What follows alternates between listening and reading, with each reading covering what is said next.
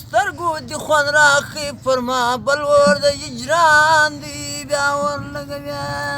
داسې واه نوش فرمایش د حافظ صاحب دی و د لال بهادر زمان دی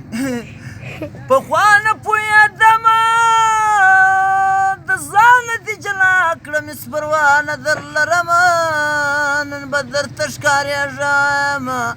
ګلرخه یار دې یمه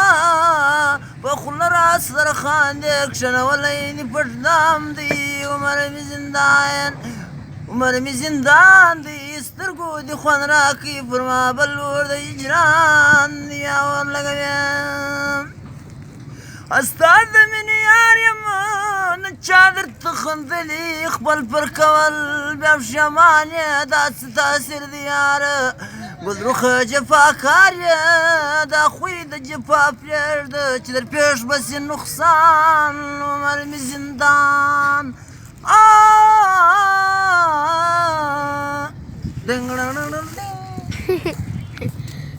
لا چې غزل ښه غزل وه